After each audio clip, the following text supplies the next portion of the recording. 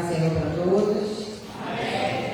Quero primeiro aqui agradecer a Deus e depois ao pastor da igreja por essa oportunidade. Não vou me alongar porque o tempo é cruel.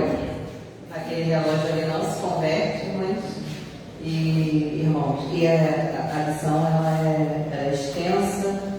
O assunto, apesar de a gente se reportar a epístolas escritas lá no passado, nos primeiros séculos da Bíblia, é um assunto super atual e eu vou precisar da ajuda dos irmãos, tá bom? A gente vai manusear bastante a Bíblia, então eu vou pedir realmente a cooperação de vocês, principalmente com relação ao relógio, que não é nosso amigo, é quando a gente está aqui. Eu vou pedir para algumas pessoas abrirem, aí quem puder me ajudar a acelerar, que já ajuda muito vocês lendo os versículos da Bíblia, tá bom? A lição de hoje é a lição de número 8 na nossa revista, que tem por título Em Defesa da Promessa. Mas para a gente avançar nessa lição, eu gostaria de voltar um pouquinho atrás, há 3 domingos atrás, por causa do Dia dos Pais. O pastor Daniel ministrou aqui a lição 6, que falava sobre a alegria abundante no sofrimento. Por que eu estou falando isso? Essas 3 últimas lições, incluindo a de hoje, elas fazem referência às epístolas do apóstolo Pedro, tá? E só para os irmãos entenderem um momento, o contexto da situação. Quando o apóstolo Pedro escreveu a primeira carta, e foi exatamente essa carta que foi utilizada na lição 6, ele exortava aos cristãos, a preocupação dele era em chamar a atenção da igreja para os riscos e fatores externos que aconteciam naquela época. Ataques não de dentro da igreja, ataques externos, né? Do mundo e de ímpios. Principalmente porque naquela ocasião a igreja vinha sendo muito atacada por Nero. Né? Nero, para quem estudou aqui, eu lembro muito pouco, mas agora estou acompanhando na minissérie que está passando. Nero era uma pessoa totalmente desequilibrada, né? E foi um perseguidor dos cristãos.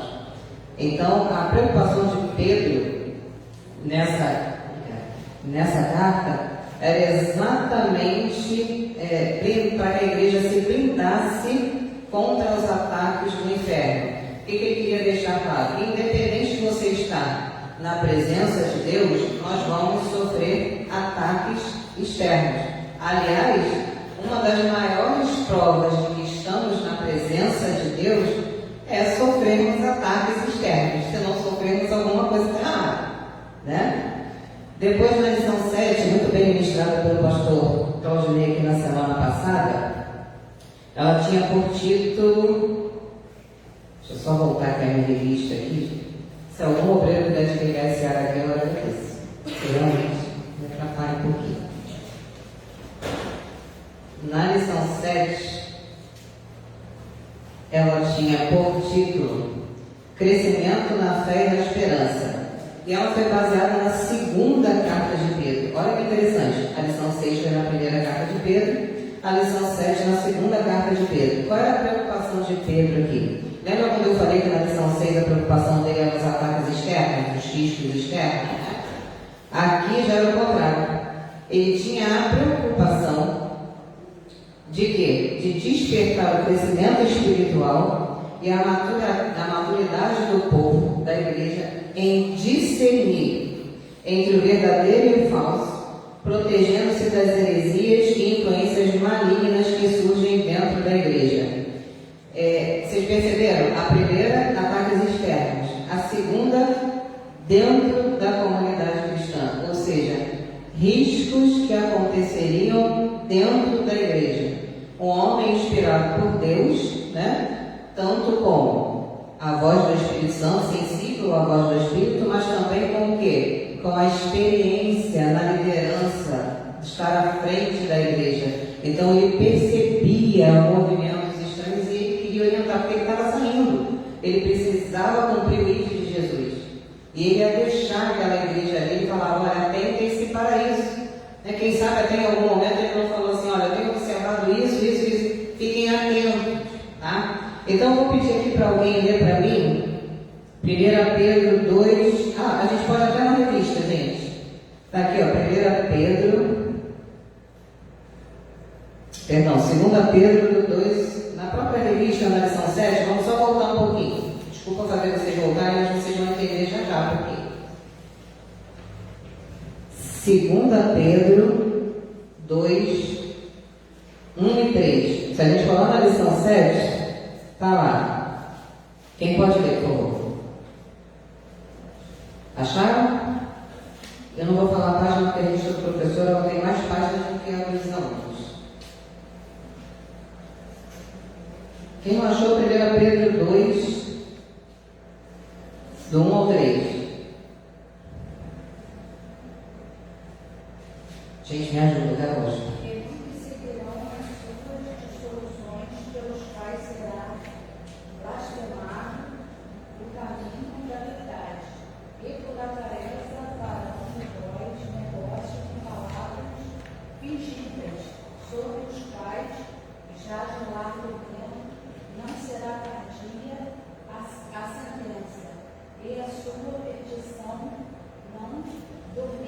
Isso, olha só como ele deixou um alerta. Todas as palavras aqui ele colocou na afirmativa.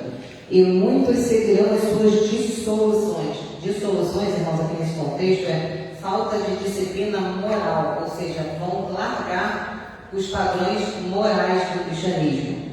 E aí é a ausência dos padrões morais exigidos pelo cristianismo. Então, essa lição 7, ela veio baseada na segunda carta de Pedro, por isso. E aí hoje, na lição 8, a gente vai em defesa da promessa. Essa lição está baseada na terceira carta de Pedro. Por quê? O propósito central dessa carta era o quê? Era fortalecer a esperança na promessa futura. O que aconteceu? Pedro sabia que ia deixar aquela igreja ali, né? E ele percebeu o esmorecimento dos irmãos por causa dos riscos externos, então ele queria deixar, olha, venha o que vier, o mundo, Satanás, permaneçam na fé. Depois, na lição 7, ele veio preocupado com o quê? Com os riscos dentro da comunidade cristã, como deu aula do pastor Claudinei. E eles falavam, olha, estejam atentos, cresçam, amadureçam, para vocês identificarem aquilo que é de Deus ou não. E no terceiro, por causa disso tudo, agora chegou o momento de vocês, passando por isso tudo, não esquecerem da nossa maior promessa. Vocês entenderam que eu fiz vocês voltarem só um pouquinho? Para a gente entender o propósito dessa lição de hoje, tá bom? Então vamos lá, na revista de vocês diz assim, lá na palavra introdutória, no terceiro e último capítulo da sua segunda epístola, Pedro expressa grande preocupação em exortar os crentes à perseverança na fé, independente das adversidades, como eu falei aqui. O propósito central da carta é fortalecer a esperança da promessa futura. Disso tudo que a gente falou aqui, alguém vê alguma diferença para a igreja hoje? Eu digo a igreja na face da terra. Vocês perceberam que os mesmos problemas que tinham lá atrás acontecem hoje? Não é assim? Às vezes eu fico assustada quando eu vejo alguém falar assim, porque eu queria voltar na época da igreja primitiva. Irmão, a única diferença na igreja primitiva que eu realmente sinto era o quê? Era a unidade de propósito. Eles realmente tinham isso. E hoje, por qualquer coisa, as pessoas perdem o foco. Sabe? Não me agradou isso aqui, então estou fora. Como se ele tivesse corrido na cruz, né? Ele que eu digo é a pessoa. Foi ele que morreu na cruz, a cruz é a quarta pessoa da Trindade. Eles não. Fora isso, todos os problemas que a gente tem hoje dentro das congregações, eles tinham lá também. Quem está assistindo aqui aquela minissérie de Paulo? Olha aí. Gente, olha só. Se eu disser para vocês que a minissérie não tem um erro sequer, eu estou mentindo, tá? Mas entenda bem, às vezes a gente deixa de assistir alguma coisa, porque a palavra de Deus ali, e ela fala muito, né? Para ver alguma coisa que só destrói, abate o nosso espírito e fortalece a nossa carne. E aí não dá para falar muita coisa, porque está sendo transmitido, mas imagina alguma coisa que tem por título Vale Tudo. Mas é uma coisa legal? Não pode ser, né, gente? Vale tudo por qualquer coisa?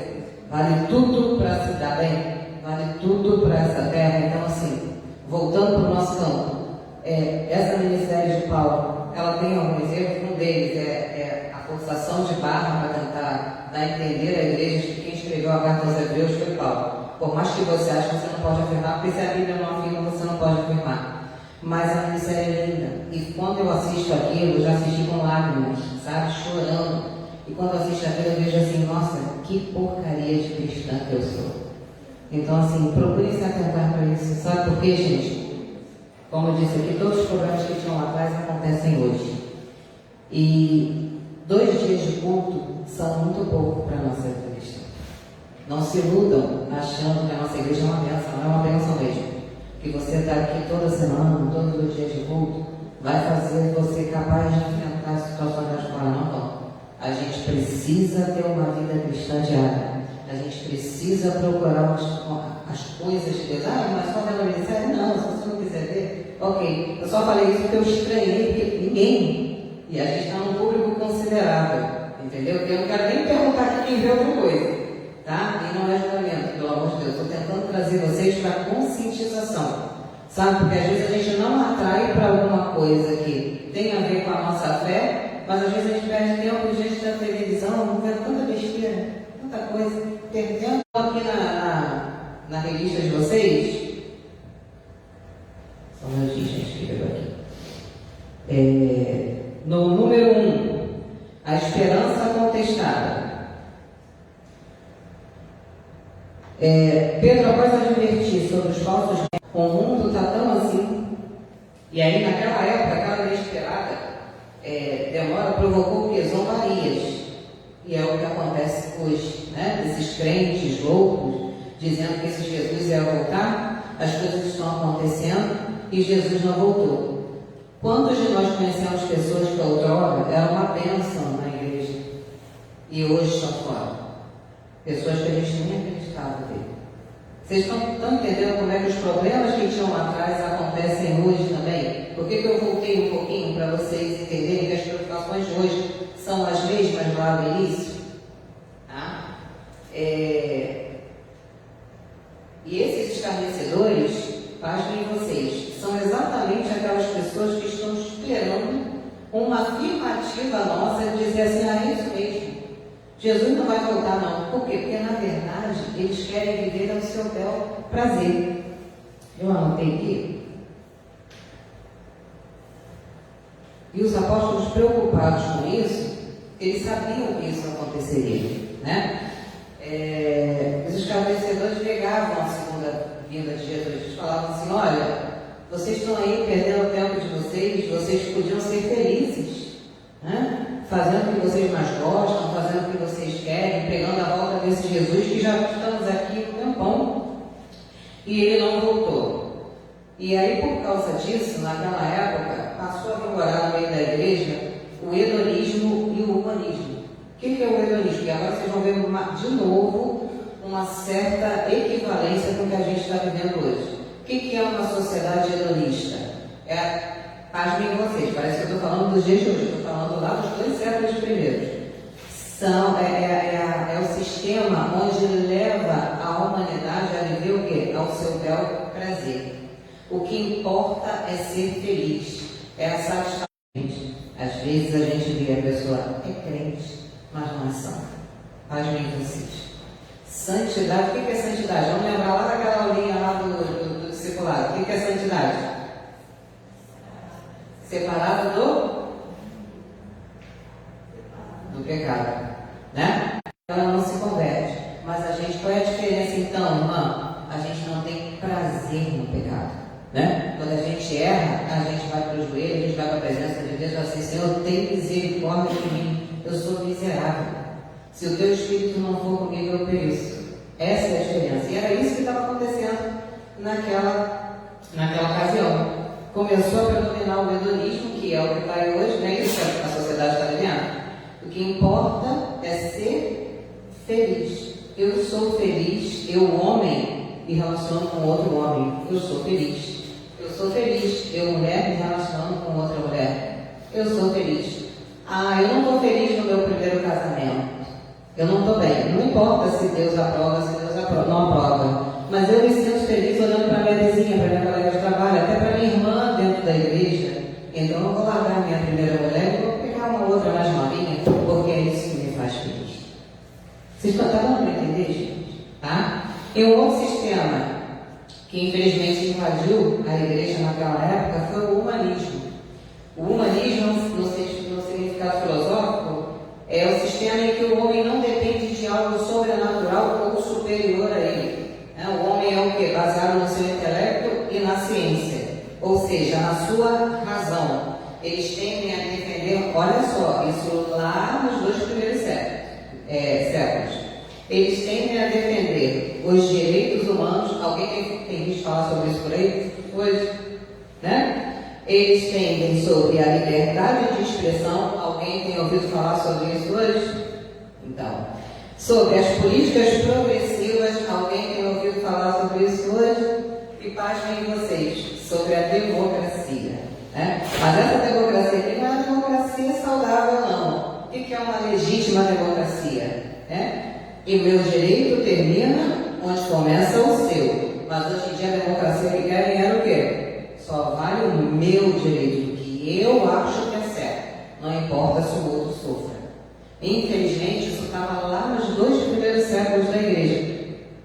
E a oposição à religião era o quê? Era padrão, porque se eu acredito que eu, como ser humano, na minha razão, sei o que é melhor para mim, eu não preciso de um Deus. Então a teocracia, que é o sistema de um único Deus, era abominável para esse povo. E os discípulos temiam por isso, e foi por isso que Pedro deixou essa carta. Por que eu fiz questão de fazer isso aqui, essa introdução com vocês? Para vocês entenderem, tá? Por que surgiu essa carta de Pedro? Porque a preocupação do apóstolo. E é engraçado que esse apóstolo foi aquele que negou Jesus, né?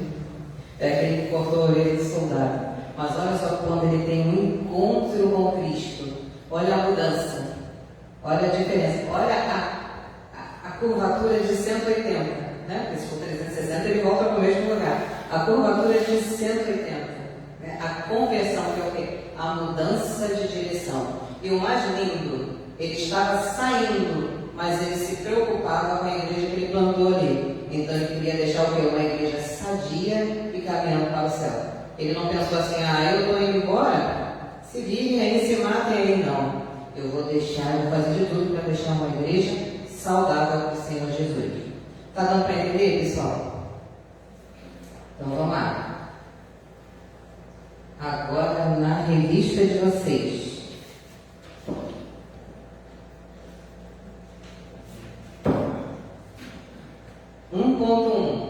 A recordação das promessas.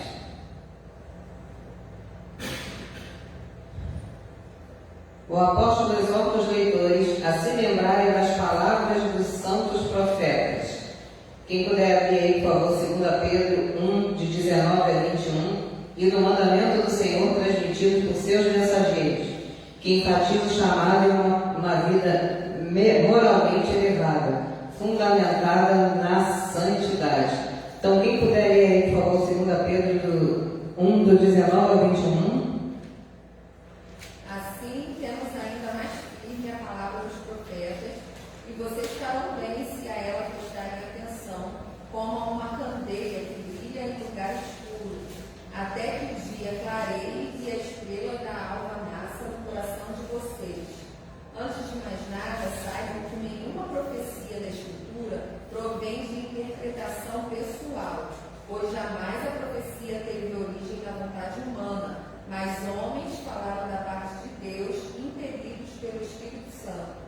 Amém. Olha a preocupação de Pedro. Gente, olha só, não esqueçam o que vocês ouviram aqui. Lembre-se que as palavras da profecia desse livro, elas foram dignamente inspiradas pelo Espírito de Deus. Não é palavra minha, não é palavra de homem. Olha a preocupação do homem de Deus. Agora eu vou pedir que alguém leia, por favor, 2 Pedro 3:2. Outro leia 1 Pedro 1, o 15 e o 16. E o outro leia Efésios 2:21, por favor. 3:2. Para que vos lembreis das palavras que anteriormente foram ditas pelos santos profetas, bem como do mandamento do Senhor e Salvador, que os vossos apóstolos vos ensinaram. Olha só, para que vos lembreis. Qual é a preocupação de Pedro? Não se esqueçam. Dá para perceber um certo desespero de Pedro? Né? Olha só, eu estou sentindo que isso vai acontecer. Lembrem-se, as palavras desse livro são inspiradas pelo Espírito de Deus. Quem pode ler 1 Pedro 1, 15 e 16? Me ajuda aí, gente, próximo tempo. Mas assim como é santo aquele que chamou, sejam santos vocês também em tudo que fizerem, pois está escrito: sejam santos porque eu sou santo. Amém. Efésios 2, 21.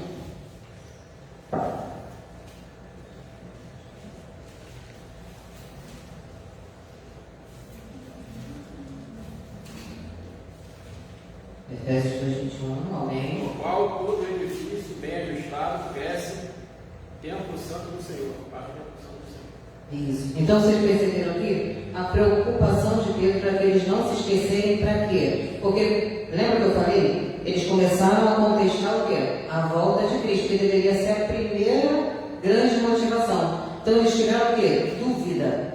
Então Pedro deixou todas essas palavras temendo que eles esquecessem o quê? E não estivessem nesse grande dia. E trazendo para os dias de hoje, lembra que eu falei? Os mesmos problemas de trás são os de hoje. Por que hoje a gente não vê uma igreja tão santa? Será que dentro de cada um de nós, a volta de Cristo também já não está desacreditada? Tem tanto tempo que eu ouço, minha avó falava isso, minha mãe falava isso, eu ouço isso desde que eu estou na igreja. Jesus mudou? Jesus mudou? Quem acha que Jesus mudou? Jesus não mudou. Então quem mudou? Fomos nós. Então nessa manhã vale uma reflexão, gente. Para mim e para você. Tá? A gente leu aqui: sede santo porque eu sou santo. A Bíblia diz que sem santidade ninguém verá o Senhor. Então não se iludam. Vocês podem pensar assim, eu fiz parte do ministério há muitos anos, eu que aprendi, eu louvo a Deus por aquele ministério, porque eu aprendi muita coisa lá. E eu sempre ouvi o pastor dizer uma coisa e eu concordo com isso em gênero ou grau. Não pense em que você, Deus não se manifestar e não falar nada quando você estiver fazendo algo errado, ou aquilo que a sua consciência ou o Espírito Santo dentro de você aponta que está errado. Não pense que quando Ele não fala nada, ou quando Ele não retira de você os dons, e você prega, você canta, você louva, você é benigno, que Ele está provando conduta. Nem sempre o silêncio de Deus, ou Ele utilizar você, é porque Ele está provando, a mim e a você, é porque Ele está provando a nossa conduta. Mas Ele precisa que a sua obra na terra seja feita. Mas o filtro de Deus já começou a passar. A gente tem ouvido coisas que, o filtro de Deus já está passando. Então, essa palavra, ela é digna. Apóstolo Paulo, coisa linda ele dizendo, essa palavra é digna de toda aceitação. Olha que coisa maravilhosa, de alguma aceitação. Isso aqui eu concordo, isso aqui eu não concordo. Não, quem somos nós para isso? Ela é digna de toda aceitação. Então, lá na frente, a gente vai ver mais um pouco que isso, a santidade é uma condição para que eu e você estejamos nesse grande dia. Uma outra coisa que eu sempre, lá em casa a gente conversa muito com os nossos filhos, e a gente sempre diz para eles, porque às vezes a gente vai ensinar para a criança, e a criança tem mania, quando ela não quer muito fazer aquilo que ela não gosta, quem é pai e mãe que sabe disso. A criança tem a mania de questionar. Mas se... E aí eu falo assim, principalmente eu tenho muito essa vibe e eu vou na base do susto mesmo. Eu falo assim, olha, eu faço igual a Deus. Enquanto você não sabe, Ele te julga segundo a lei dos homens. Quando você aprende, agora eu vou te julgar de acordo com as leis de Deus. Deus é exatamente assim. Enquanto eu e você estávamos leigos lá fora, ou então chegamos na igreja, não tínhamos conhecimento da sua palavra, Ele nos julga de acordo com a lei dos homens. Mas quando nós viramos o quê? Inimigos, o que é iniquidade? Pecado de crente consciente. Ele nos julga segundo a sua lei, a lei do céu. Ok? Então isso é muito sério. A gente está vendo ali no Evangelho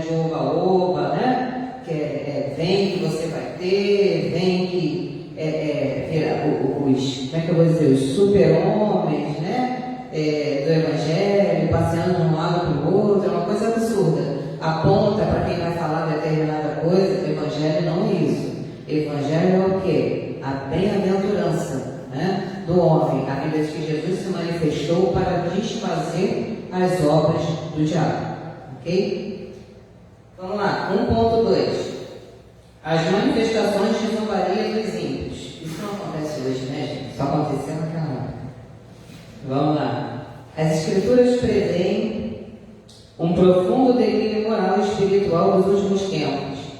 Pedro resume essa condição com dois termos: escarnecedores, que reflete a irreverência e o desdém dos ímpios, e concupiscência, que indica a substituição dos princípios morais pelos desejos desordenados. Olha o que eu falei. Para quem não sabe, concupiscência são os desejos da carne, né? E a gente falou sobre isso ainda há pouco. Lembra do hedonismo que eu falei lá no início dos séculos? É exatamente essa sociedade que está aí agora. O que importa é o quê? Eu ser feliz. Mas eles esquecem que a verdadeira felicidade está onde?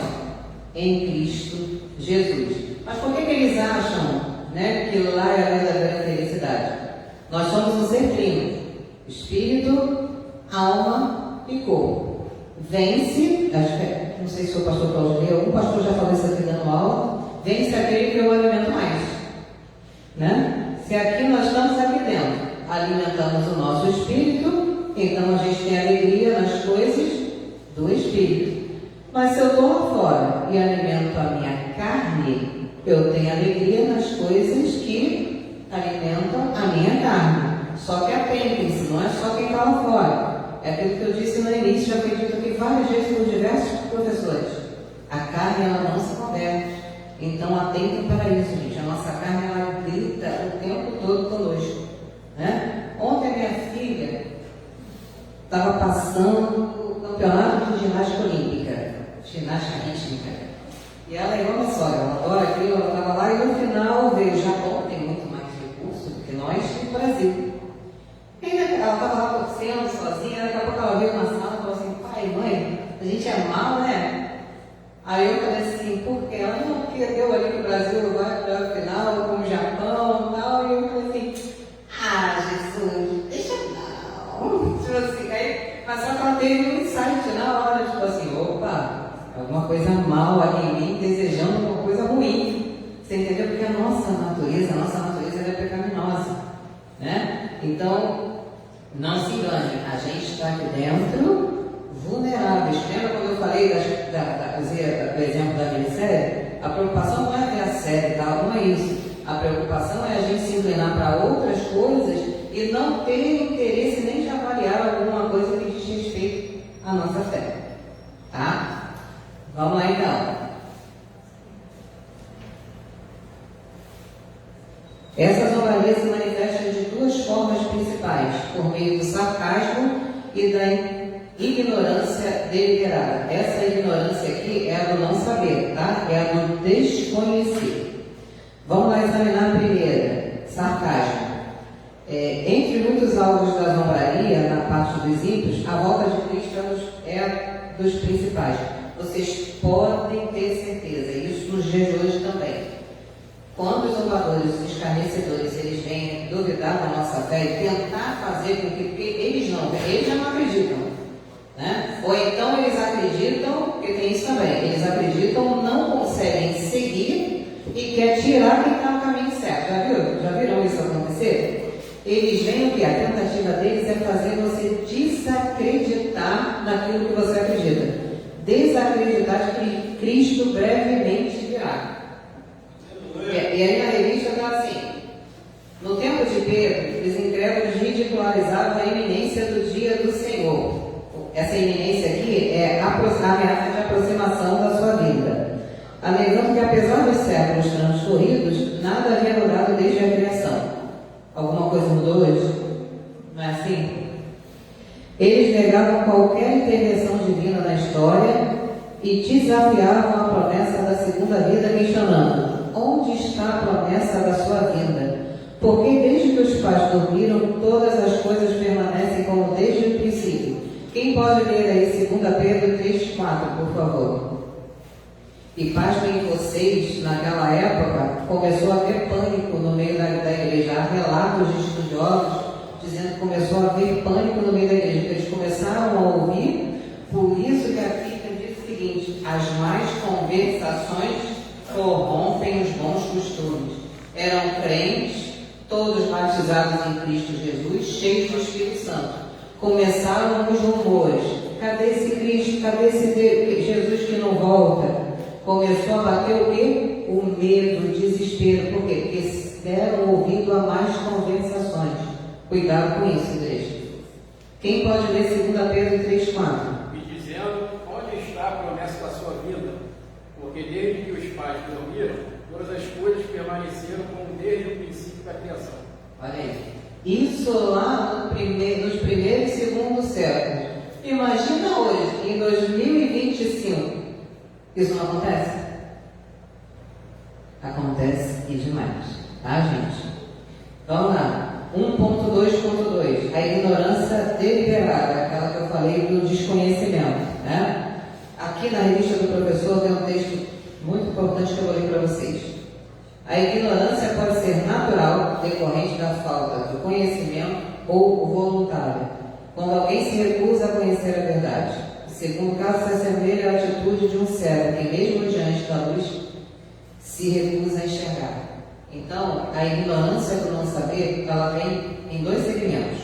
Ou eu sou ignorante, não conheço porque eu não tenho oportunidade, né? Ou eu sou ignorante porque eu me recuso a entender. Sabe aquela pessoa que está passando uma vida desgraçada, mas você chega para ela, você prega para ela o tempo todo, mas ela não quer. Ela simplesmente não quer. Ela prefere viver aquela vida desgraçada. Só que Jesus, eu sempre falo isso com meus filhos, Jesus é um cavaleiro, né? Quem toma o corpo do ser humano é Satanás, seus anjos. Mas Jesus é um cavaleiro, ele não entra onde ele não é convidado. Pode ter certeza disso, né? Filho meu, dá-me o teu coração. Se ele quisesse, ele tomaria. Não tomaria? Né? Eis que foi me dado todo o poder no céu e na terra. Então ele não tem um poderzinho ou algum poder. Ele tem todo. Se ele quisesse, ele tomaria. Mas um Deus tão grande, tão magnífico, chega para um pó, barro, né? Chega e fala: filho meu, dá-me o teu coração. Ele pede. É para ele? É por causa dele? Eu dando meu coração ou não para ele, ele é Deus. Certo? Até aí tudo bem? Vamos lá na revista de vocês. Pedro expõe incoerência dos escarnecedores que ignoram fatos fundamentais da história bíblica. O mundo foi formado a partir da água, pela palavra de Deus, que desmonta a ideia de que nada mudou desde a criação. Além disso, o dilúvio dos dias de Noé trouxe juízo sobre a humanidade, transformando radicalmente a terra e exigindo um novo começo. Quem pode ler para mim lá em Gênesis, primeiro livro da vida, 7, do 21 ao 23, por favor.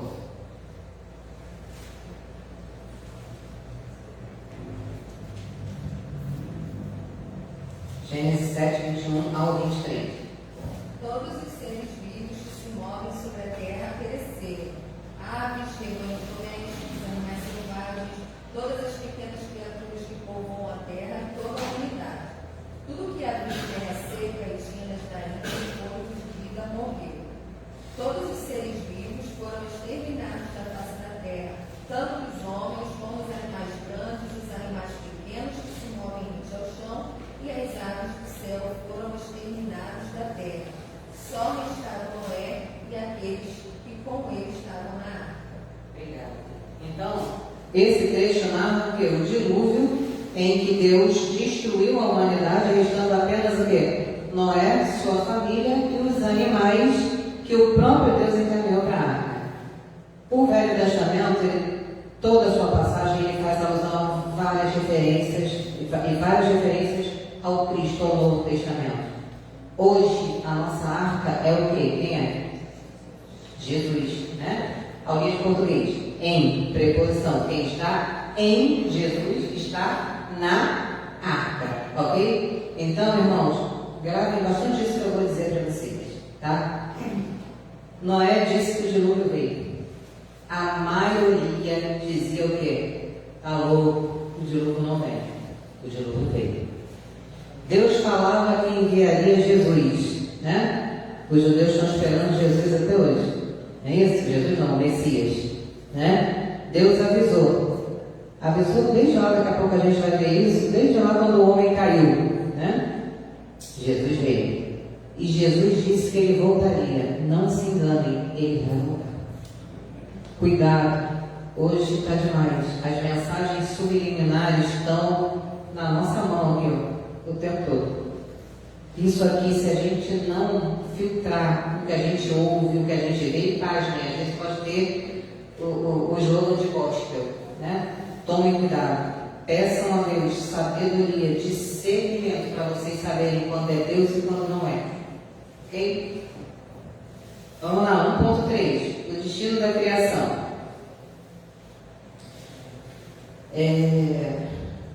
Pedro afirma que os céus e a terra atuais estão reservados para o fogo, como parte do juízo que será derramado sobre os ímpios. Está lá em 2 Pedro 3, 7 ou 10, a gente não vai ver não, para ganhar tempo. Indo além do arrebatamento, o apóstolo contempla o desfecho escatológico, quando a destruição dará lugar a novos céus e nova terra, onde habitarão a justiça e a paz. Agora realmente preciso da ajuda de vocês. Um lê 2 Pedro 3,13, outro lê Isaías 65,17, e eu vou ler um aqui. Quem puder ler 2 Pedro 3,1,3, outro Isaías 65,17. Todavia, confiamos em sua promessa, esperamos novos céus e nova terra, onde habita a justiça. Isaías 65,17. Pois eis que eu crio novos céus e nova terra, e não haverá lembrança das coisas passadas, jamais haverá memória delas. Amém. Palavras do nosso Deus. Agora eu vou ler aqui para vocês. Quem não puder acompanhar não tem importância, só ouçam. João 14, se vocês puderem anotar isso aí, gente. Nos dias em que a gente está mais desanimado, que a gente tem que sucumbir, essa palavra aqui já me fortaleceu várias vezes. João 14, do 1 ao 3, como ele diz assim, ó: não se turbe o vosso coração. Credes em Deus, crede também em mim. Na casa de meu pai há muitas moradas. Olha que coisa linda, gente. Se não fosse assim, eu vou não teria dito. Olha que palavra maravilhosa, gente.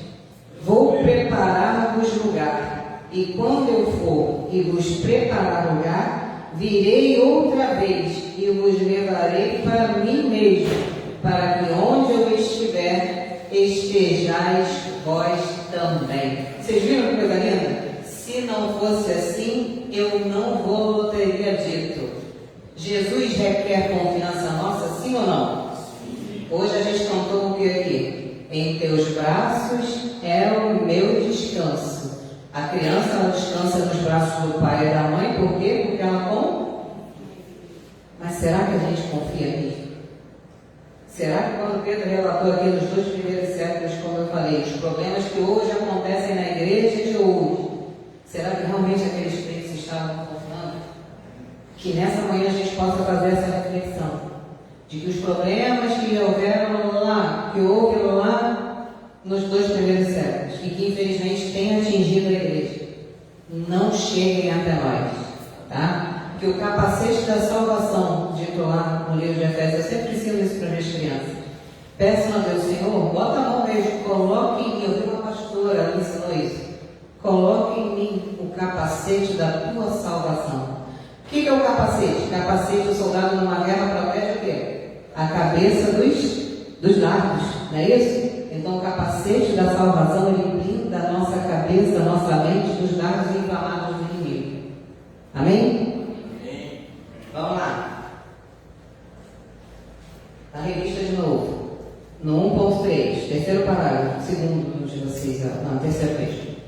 Deus anunciou o fim desde o princípio, e desde a antiguidade as coisas que ainda não sucederam. Está lá em Isaías 46, 9, 10, mas não precisa ler agora.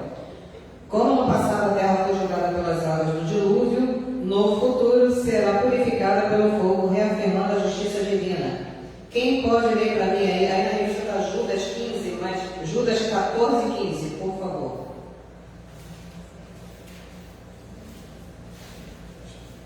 Judas 14 e 15. Se puder ajudar aqui, esse é o último caso.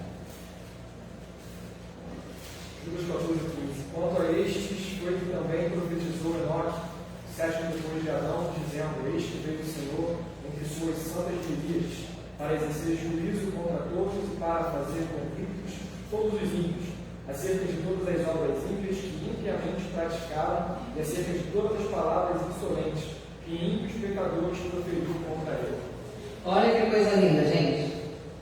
Eu queria que vocês, obrigada, Jean. Aí no final do versículo 14, prestassem atenção nisso. Eis que é vindo o Senhor com milhares dos seus santos. Vamos trocar essa conjunção com aí? Junto com milhares dos seus santos. Aqui ele está fazendo referência à segunda vinda de Cristo. Ou seja, se ele vem com os seus santos, significa que em um certo momento esses santos foram. Vocês viram que coisa tremenda? Se eles foram, é porque Jesus vai arrebatar os seus. E na sua segunda vida nós viremos com ele e vamos fincar a bandeira da vitória. Ok? Vou falar aí, gente.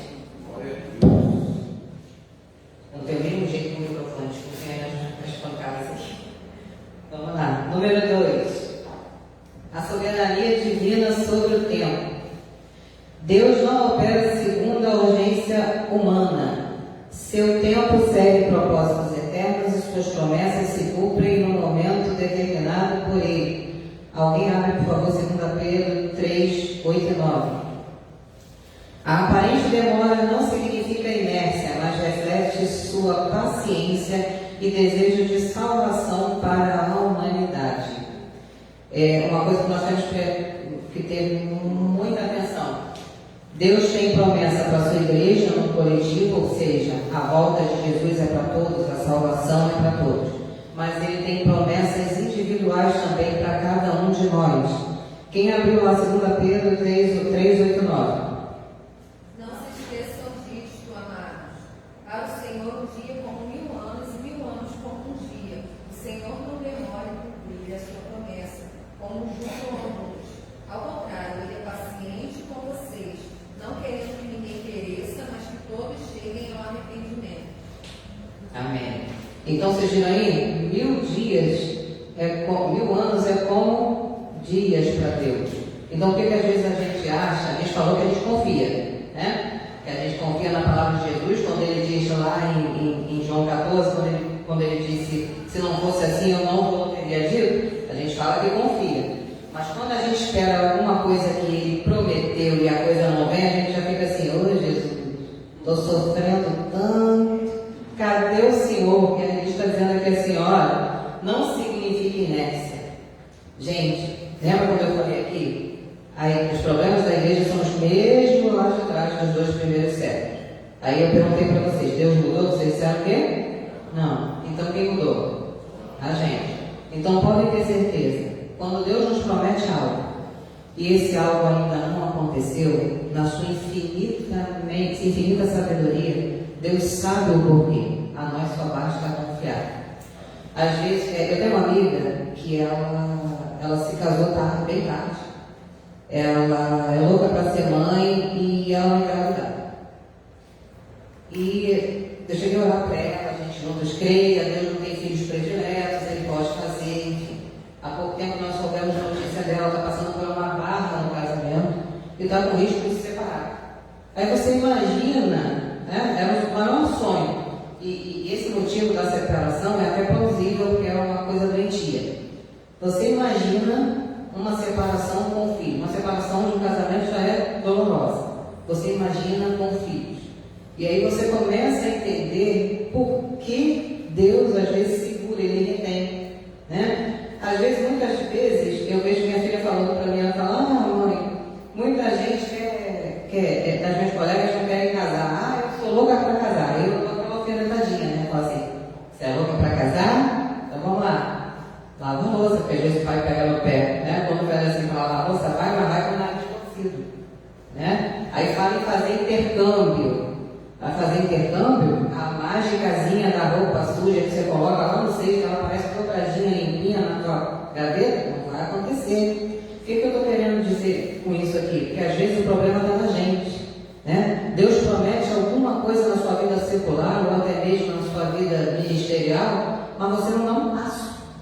E aí, assim, não, Deus prometeu, vai cair no meu colo. Não vai vai, porque aquilo que você pode fazer, aprendi isso também de onde eu vim.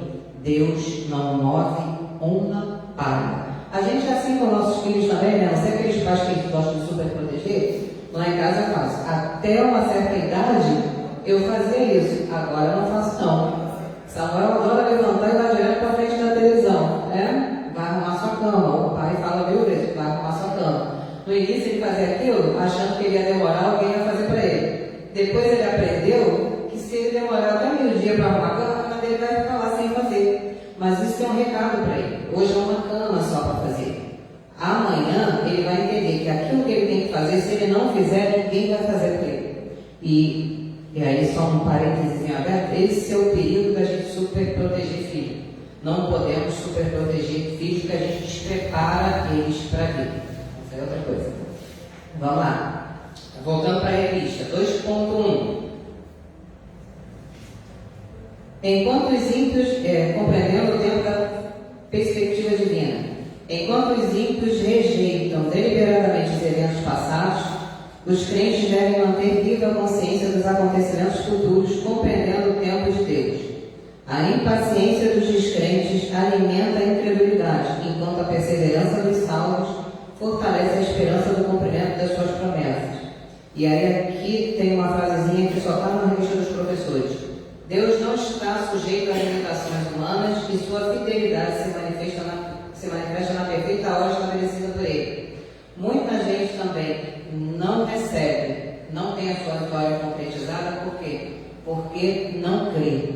Gente, só obedece quem crê. Vou trazer de volta para a vida de filhos. Vocês já perceberam que às vezes você fala assim, quando é criança, né? Você fala assim, olha, você está fazendo isso ali, eu vou te bater, né? Mamãe está ficando chateada, mamãe vai bater. Aí a criança olha para você e fala assim, minha mãe já falou isso aí 1000 vezes, vai nada. Até que quando você dá um tapa, às vezes aquele tapinha, irmão, que, meu Deus do céu, é assim, ó. A criança abre aquele berreiro, né? Mas por quê? Ela está magoada porque ela não imaginou que aquilo fosse acontecer. Mas ela não obedecia por quê? Porque ela acreditava que não ia acontecer. É exatamente assim na nossa vida cristã. Por que a gente não obedece? Porque a gente não crê. E o Evangelho é diferente dos outros segmentos, né? Nos outros segmentos, eu era uma pessoa que antes de aceitar a Cristo, eu tenho 27 anos de crente, 27. Mas, há uns 30 anos atrás, eu conheci uma amiga que começou a pregar o Evangelho para mim. E era engraçado que Deus começou a me cercar de uma tal forma que eu não podia entrar no estabelecimento para comprar alguma coisa, estava lá o louvor e a criança já falava em Deus, eu não sabia como. Mas eu falava assim, embora eu já estivesse totalmente declinado, eu falava assim, eu só vou no dia que for para eu obedecer. Eu não quero ir de qualquer jeito. Eu vou, e eu não faço nada demais não, irmão. Mas eu não queria ter uma vida hipócrita. Eu nunca gostei das coisas falsas. E aí eu lembro que o tempo foi passando, eu falava assim, eu só vou o dia que for para obedecer. Isso me facilita, porque hoje, às vezes, quando eu vou evangelizar alguém, às vezes no trabalho, a conversa surge, a pessoa fala assim, mas eu acho que eu não conseguiria. Eu quero ir quando eu for, mas eu quero para ficar. E aí eu conto a minha história para a pessoa, né? E eu falo assim, o dia que você... Eu estou te contando a minha história, porque o dia que você tomar o primeiro passo, você vai falar assim, por que eu não fui antes? É porque ninguém se arrepende de aceitar Cristo. Tem alguém que é arrependido? História do Evangelho? Ninguém se arrepende. Mas o que eu quero dizer com isso? Quando eu criei de verdade, eu fui. É porque na verdade eu ainda tinha dúvida. Quando eu fiz a última oração, antes de eu chegar, que eu aceitei Jesus na igreja da minha sogra, eu não morava logo, antes de eu chegar para ele e falar assim, olha, domingo eu vou aceitar Jesus. Eu fiz uma última oração e falei assim, Senhor, se é verdade que os crentes dizem, me mostra.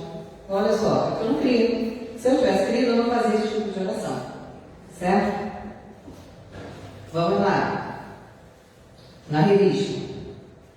A compreensão humana é limitada, tornando-se difícil assimilar a verdade de que um dia para nós, de um dia para o Senhor, perdão, é como 1000 anos e 1000 anos como um dia.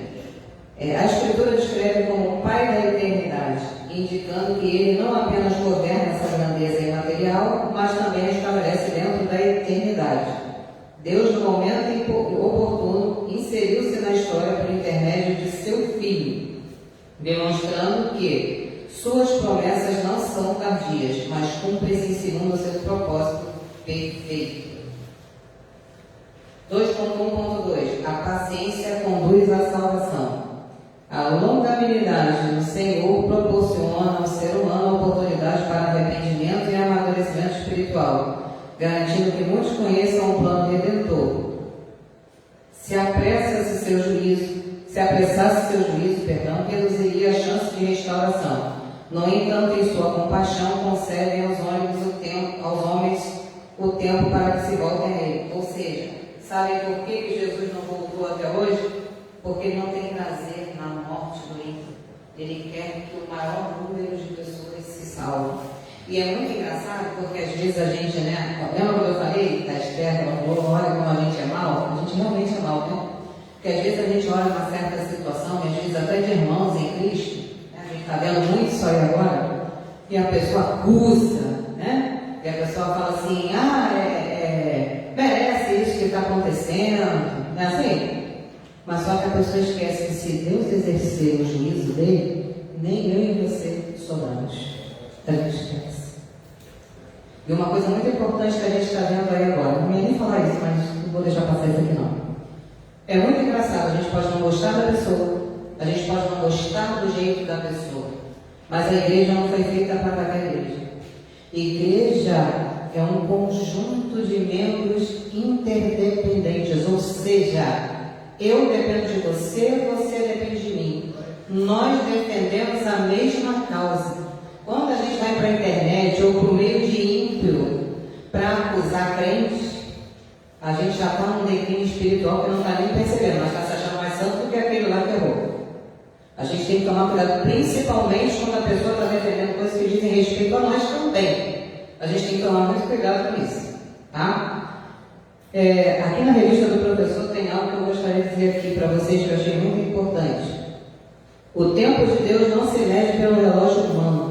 Enquanto o Cronos representa a passagem cronológica, que é o que eu estou olhando ali para aquele relógio, o Kairos expressa o agir divino no momento certo. A aparente demora do Senhor não significa atraso, mas paciência, concedendo aos homens oportunidade de arrependimento. Até aí tudo bem? Vamos lá, vou dar uma corridinha aqui agora. A morte do Cordeiro Santo foi um ato de justiça divina, abrangente e acessível a toda a humanidade. Se a salvação estivesse restrita a poucos, Pedro não teria afirmado que Deus deseja que todos venham a arrepender-se. 2.2 O dia do Senhor. A expressão virá como um ladrão descreve a imprevisibilidade do dia do Senhor, usada primeiro por Paulo lá em 1 Tessalonicenses 5:2-4. A analogia foi retomada por Pedro para enfatizar seu caráter repentino. A metáfora transmite 4 aspectos. O ladrão não anuncia sua chegada. Alguém que já foi assaltado? O ladrão avisou? Olha, só um minutinho, espera aí que eu vou vir te assaltar, né? Ele não faz isso. O ladrão não anuncia sua chegada. Surge inesperadamente, assim será a vinda do Senhor. Causa desordem aos que não estão preparados e leva aquilo que há de mais valioso, representando o arrebatamento da igreja. Então não adianta chegarmos para o Senhor e ficar assim, Jesus, espera aí mais um pouquinho, tá? Se eu tenho falado para eu fazer isso aqui, para eu melhorar isso aqui, mas deixa eu resolver aqui. O Senhor está tanto tempo para voltar. Cuidado, irmãos. Cuidado com isso. Não sabemos em que hora, né? Só Ele mesmo. 2.2.1 O juízo final e a nova criação. O dia do Senhor aponta para o juízo final. Com o arrebatamento, inicia-se uma sucessão de eventos que culminará na purificação da terra pelo fogo e na manifestação dos novos céus e nova terra. Pedro compreende a cronologia escatológica segundo a perspectiva celestial, reunindo todos os juízos em uma visão unificada. Sua ênfase, no entanto, não está no julgamento em si, mas na consumação do plano redentor e na esperança reservada dos salvos. Ou seja, Deus não tem prazer na condenação do homem. Quer uma prova disso? Quem pode abrir para mim Gênesis 3,15?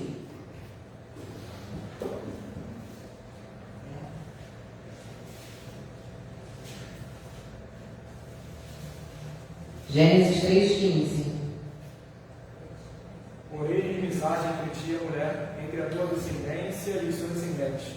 Este ferirá a cabeça e tu lhe ferirás o calcanhar. Olha que coisa linda. Todo mundo conhece a história, né? A queda, Eva, né? Eva não, o casal desobedeceu. E aí Deus, quando chegou para Eva e perguntou, o que ela disse? A serpente me enganou. Mas na verdade alguma coisinha estava lá no coração de Eva. Olha aí a incredulidade. Quando a Eva chegou para ela, quando a serpente chegou para ela e falou assim: olha, Deus não quer que você coma, porque senão vocês serão como ele. Olha aí, ó. Olha o Eva aí, ó. Opa! Cadê a confiança no Deus que estava lá com eles todos os dias? Eles tinham tudo, irmãos. Tudo. Só que Deus, na sua infinita ciência, ele já sabia. Ele é onisciente. E ele já tinha um plano de redenção para o homem. E aí ele proferiu ali. Você pode repetir, Jean, por favor? Lógico. Porém, inimizade entre ti e a mulher, entre a tua descendência e o seu descendente. Este te ferirá a cabeça e tu lhe ferirás o calcanhar. Olha aí. E porém, inimizade entre a tua descendência, ou seja, qual é a descendência da serpente? É o quê? E a descendência da mulher. Quem é a descendência da mulher? Quem nasceria de mulher? Jesus. Não está com medo não, gente. Vamos embora. Se a gente vai, a gente está junto. Jesus. E este lhe ferirá a cabeça. O que a Bíblia diz quando nós viermos com ele? Né? Que nós pisaremos a cabeça de Satanás. E tu o ferirás o calcanhar. Olha que coisa linda, sabe quando a serpente feriu o calcanhar de Jesus? Quando ele morreu como maldito lá na cruz do Calvário, por nós. Olha que coisa linda. Vocês entenderam? Então, esse Deus, que éramos para estar todos perdidos, né? Todos nós, a Bíblia diz que nós todos pecamos. Ele já tinha um plano de salvação para mim e para você, para um eu que é nosso, não dele. Gente, vamos ser sinceros. Tá legal viver nesse mundo? Tá legal? Não tá. A gente não tem prazer nem de ligar a televisão para ver nada, porque tudo está contaminado. Hoje está demais. Eu já nasci num mundo cruel, ruim, tinha assalto, tinha tudo, mas não era desse jeito, está piorando. Está piorando muito. Eu sou uma pessoa muito saudosista, né? Eu peguei os anos 80, então às vezes eu fico lembrando de coisas que tinha e não era assim. E minha mãe já ficava ali o tempo todo: olha, cuidado, o ladrão, tem parado, tem não sei o quê, né? Ela não imaginava que hoje ia chegar a esse ponto e nem eu. Porque está horrível. Eu conheço pessoas que não têm o conhecimento da palavra de Deus, chegam para mim e falam assim: não quero ter filhos. Ter filho para botar nesse mundo aí, eu não quero. Eu entendo, eu juro para vocês que eu entendo. Sabe, é compreensível, porque a pessoa não crê na nossa fé. Ela não tem a confiança que a gente tem. Então assusta, né? O homem caiu, o homem degradou. Outra coisa que eu entendo, não aceito, mas entendo, quando o ímpio vira para mim e fala assim: olha, quanto mais eu conheço o ser humano, mais eu gosto dos meus bichos. Tem gente que está botando cachorro, gato, porque não consegue, não aguenta mais, está desgostoso com a própria humanidade. É aceitável para nós que conhecemos a luz de Cristo? Não, mas a gente compreende o risco do ser humano. E aí a gente vai lá, senta, conversa com a pessoa, né? Mas a gente compreende. Vamos lá. É isso que eu ia falar, perdão. Então, assim, esse mesmo Deus que fez esse plano, né? Já tinha esse plano lá no ato da queda do homem, né? Comprovando que o seu infinito amor, o seu incomparável amor. A Bíblia diz que ele deu o seu filho, né? Ele amou o mundo de tal maneira, uma maneira que a gente não consegue descrever, a ponto de dar o seu filho. Então, por que às vezes, quando alguma coisa que a gente quer muito demora, a gente é descrente e chega a duvidar do amor dele por nós? Será que ele está me vendo? te viu, às vezes eu ouço as pessoas falando assim, porque Jesus lá na cruz, ele te via. Não, ele te via, mas ele viu antes, lá no Éden, quando o casal caiu. Amém? Vamos lá, 3, o alicerce da esperança.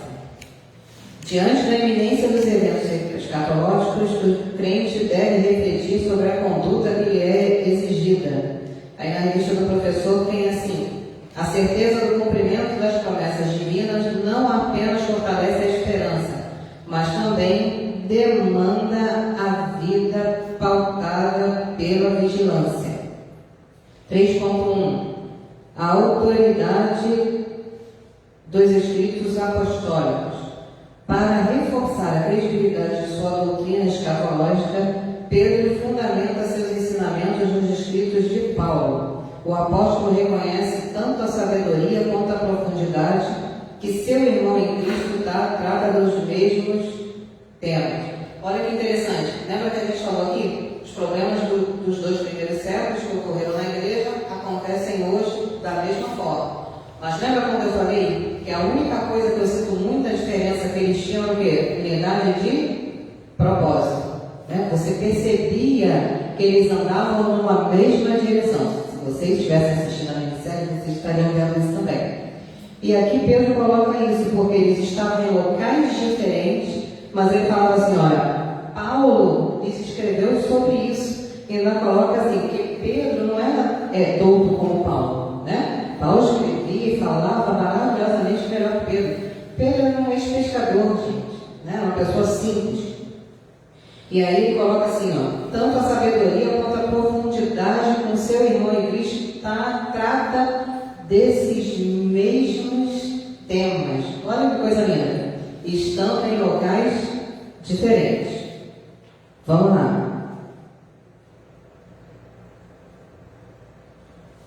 Aqui na revista do professor, em termos acadêmicos, essa situação confere autenticidade ao seu tratado, funcionando como uma referência autoritativa. Contudo, Pedro adverte que muitos distorcem os ensinamentos paulinos, conduzindo-se à própria destruição. Então, lembra quando eu falei do caso do capacete da salvação? Que isso possa ser um exercício diário nosso, porque hoje está muito difícil, gente. Olha, às vezes a pessoa começa muito bem, a gente começa a ouvir uma pessoa, a pessoa começa muito bem.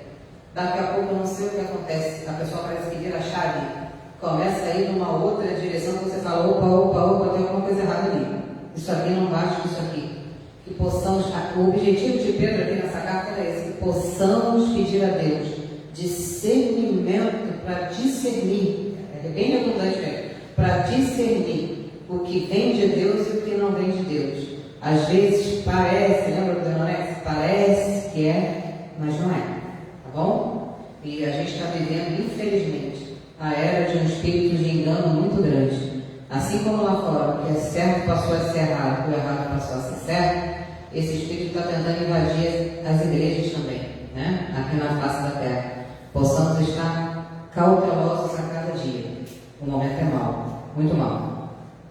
3.2. O crescimento espiritual. O crescimento na graça e no conhecimento de Cristo possibilita o amadurecimento na fé, tornando o crente resistente ao engano e firme na esperança da vinda do Senhor. Essa progressão não apenas protege a igreja contra falsos ensinos, mas também assegura a perseverança até o fim, conduzindo a glorificação de Cristo tanto no presente quanto na eternidade. E aí, trazendo de novo aquilo que a gente falou. A prioridade deve ser o quê? As coisas do reino. Lembra quando eu falei que nós somos um ser vivo? Espírito, alma e corpo? Vence, né? Manda aquele que a gente alimenta mais.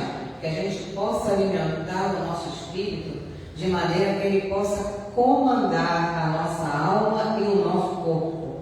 Porque, gente, aqui quem trabalha como eu, não vamos ser hipócritas. Nem todo dia, eu acordo 5h15 agora, 5h20 mais ou menos. Todos os dias. Vocês acham que todo dia eu acordo cheio de vontade de acordar? Óbvio que não. Todo dia eu estou cheia de vontade de trabalhar? Não. Mas por que eu vou? Porque se eu não for, eu vou ser o quê? Demitido. Isso serve para mim também, sem ser hipócrita. Todos os dias, é toda hora que eu estou com vontade de orar? Não. Mas se eu não orar, eu vou morrer. E é uma coisa que eu preciso melhorar muito, porque eu tenho muito hábito assim, falar com Deus, né? Nas coisas mais aleatórias, mas de botar o joelho no chão, difícil. Tem que ser hipócrita. Né? O que é alimento para a nossa alma? Isso aqui é sempre que a gente está com vontade de ler a Bíblia? Não. Mas se a gente ir para essa inclinação da carne, cada dia menos a gente tem vontade de estudar a Bíblia. E sabe o que vai acontecer? Se é alimento, o meu espírito enfraquece, fica desnutrido. Quem vai prevalecer? A minha carne. A carne é convertida? Vocês entenderam que é uma cadeia? Né? Vamos lá então à conclusão. A segunda epístola de Pedro segue uma estrutura coesa, abordando 4 pilares da vida cristã: crescimento espiritual, vigilância contra falsos ensinos, correção de ideias equivocadas sobre a vida do Senhor e fortalecimento da esperança dos salvos. Essa última, então, irmãos, fortalecimento da esperança é o que a gente mais tem visto. Por que as pessoas têm vivido de acordo com o seu bel prazer? Porque elas acham que não vai ter acerto de contas, né? Quem decide o meu destino sou eu quero ser feliz. Não existe, eu não vou dar conta disso para ninguém. E infelizmente, lembra quando eu perguntei quantos de vocês conhecem pessoas que foram uma bênção na igreja e hoje estão lá fora? Por quê? Isso não acontece de uma hora para outra, é aos pouquinhos. A pessoa dá sinais, sabe? E é por isso que lá em casa às vezes a gente fica assim: tem visto fulano? Fulano não tem ido. Porque a gente mesmo pode fazer isso, gente. Sabe por quê? Foi-se a época em que as pessoas falavam assim: poxa, eu fiquei fora da igreja e o pastor nem me ligou. Agora não está mais assim não. Porque agora, com o advento da internet, as besteiras que as pessoas ficam vendo, elas pensam assim: o pastor ligou para mim porque ele é pastor, mas na igreja nenhum irmão sentiu minha falta. Sabe, a gente percebe isso quando a gente fala com a pessoa: não, está tudo bem, é porque eu estou trabalhando assim, mas eu vou lá. Sabe, você percebe que a pessoa fica surpresa. Só que cada um de nós podemos fazer isso. Não tem coragem, tem vergonha, chega para outro e fala assim: sabe aquela irmã, tal, não tenho visto ela. Você tem o telefone? Ah, eu não tenho coragem, eu sou tímido, não sei. Eu não vou fazer porque minha mulher não deixa, meu marido não deixa. Ok, não precisa, você pode fazer? Ou então chegar ali para o pastor e perguntar? Porque isso é igreja, sabe? Lá na igreja primitiva acontecia isso aí. Os irmãos eram juntos. Eu falei para vocês que essa novela fez muito, eu refleti, porque eu percebi que havia perseguição, né, os fatores externos ali, e mesmo os irmãos que divergiam, e às vezes ficavam, porque tinha muito isso, né? Paulo começou a pregar para os gentios, e aí daqui a pouco os gentios eram os povos não judeus. Eles se juntavam à igreja lá, dos judeus convertidos, e às vezes quando aquela pessoa, né, estudava, e a promessa de Deus cumpria na vida dela, ela ia lá e começava a assinar. Aí levantava um abençoadinho, né, judeu convertido em Cristo, e falava assim: mas peraí, eu, judeu, vou ficar ouvindo o que um gentio está falando para mim? Ou seja, logo ele, ninguém ouviu falar de Jesus, eu estive aqui quando Jesus estava aqui. Mas aí eu fiquei muito brava naquele momento vendo aquilo, aí o Espírito ministrou no meu coração: mas todos que estão dentro dessa casa eram meus, era o Espírito meu, sabe? Convertidos por mim, são meus, comprados por mim. Então, que esse sentimento possa invadir a gente. A gente precisa olhar o outro. Como eu falei, a igreja é o quê? Um conjunto de membros interdependentes. Ou seja, um depende do outro. Às vezes você não precisa ser amicíssimo de ninguém, o melhor amigo, estar na casa do outro, não é nada disso. Mas você mostrar para o outro que você se importa. O mundo está carente disso, gente. Eu digo para vocês, lá onde eu trabalho, eu não estou fazendo nada demais. Mas é a forma de tratamento. As pessoas estão abismadas, sabe? É uma coisa incrível você mandar uma coisinha, um acolhimento que a pessoa foi internada. A pessoa catou o meu WhatsApp, mandou o WhatsApp para mim, porque eu nunca tinha recebido aquilo. Então, assim, o mundo está carente. Embora ele queira, porque a mídia mostra isso, né? Autossuficiente, está tudo bem. Não está tudo bem, não. E o próprio mundo, os ímpios têm percebido isso. Tá bom? Que a gente possa, a igreja que vai vencer, vai ser a igreja que vai fazer a diferença nessa terra. Não tem mais espaço para ficar nas 4 paredes, só ouvindo pregação, se alimentando, se enchendo e voltando para a sua família, não. Precisa precisa, distribuir isso. Sabe? Esse livro aqui fechado, acho que alguém já falou isso aqui também, é só mais um. Ele só tem eficácia se a gente colocar em prática. E qual é a prática? Nas pequenas coisas. Sabe? Às vezes tem um irmão que está vindo há bastante tempo, senta lá atrás, como eu não vou sentar aqui, eu gosto de sentar lá atrás. Porque não gosto, não gosto de ficar evidente, eu sempre assim. Chega ali, a paz do Senhor, bem-vindo, bom culto, faz uma grande diferença às vezes para uma pessoa que vem machucada de outro local. Isso é muito incrível, gente. Tá? Pensem nisso. A conclusão. A segunda epístola de... a gente já estava lendo isso, né? Então, no finalzinho, esses princípios orientam a igreja a perseverar em santidade, ou essa santidade de novo, guardando-se do engano e firmando-se na certeza do cumprimento das promessas eternas. Então, qual o objetivo de Pedro aqui nessa manhã? Nos alertar para que Jesus vem. E tudo que foi falado aqui, escrito por ele, é que para que nós não venhamos nos esquecer e fazer como está lá em Eclesiastes. Quero trazer à memória, lá em Lamentações, quero trazer à memória aquilo que me dá esperança. Amém? Obrigada, consegui.